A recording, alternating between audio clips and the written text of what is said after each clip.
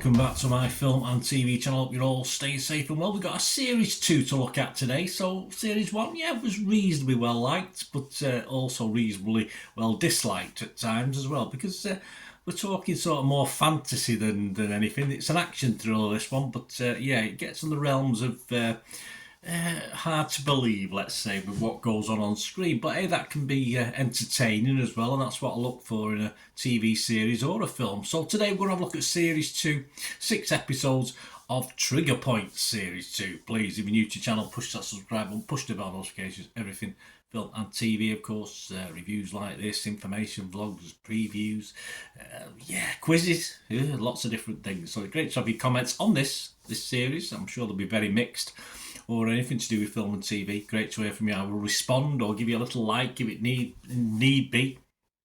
And if you can push that little like button for me as well, that'll be much appreciated. If I make an old TV and film watcher very, very happy and a little bit warm. And the sun's out today, but it's not very warm here in the UK.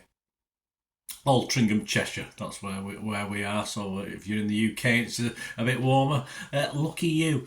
Right, we're going to have a look at this Trigger Point. It's going to show on ITV from Sunday nights from the 28th of January to the 6th of March. But of course, I binge watched this over an evening and a morning. So I watched it all on ITVX on my laptop, because my telly doesn't get ITVX because it's a smart one, but it's not smart enough, obviously.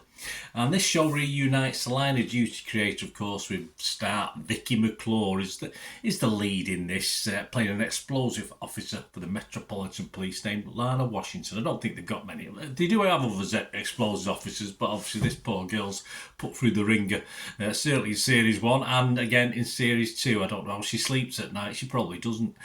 She's on the front lines when London is targeted by a sinister terror campaign. Yes, it all starts off with an Isle of Dogs power station getting blown up, basically.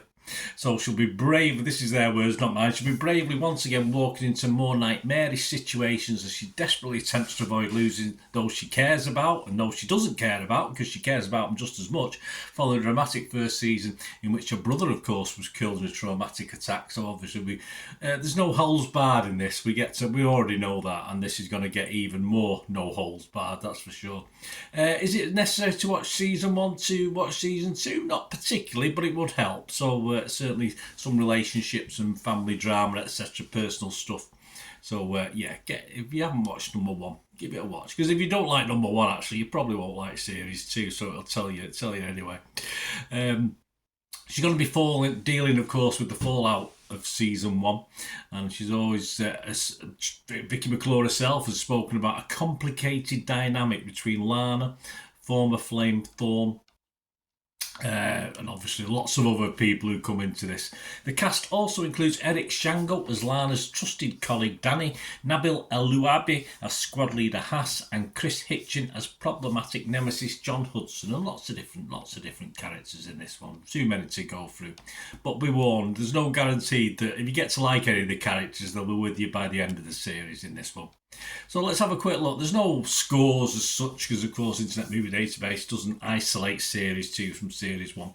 Just had a quick look at Nick Hilton, who I find quite reliable. He writes for The Independent. He gave this a 4 out of 5 and summed it up as such. He said it's a cynical proposition, but then police procedurals usually are. With the clock always ticking on a countdown or until the next bomb is uncovered, there is little scope for ineffectual human drama. Grief is relegated to an unwelcome byproduct, and romantic ambitions are sidelined entirely. Instead, Trigger Point is wired for maximum effect by sticking to what it does best. Trigger Point manages to blow away the competition. I think he liked it. Did I like it? Well, it's a funny one, this, isn't it? I can fully understand people who literally turn it off after the first episode, because that's what I've been seeing. But I always give stuff 2 episodes.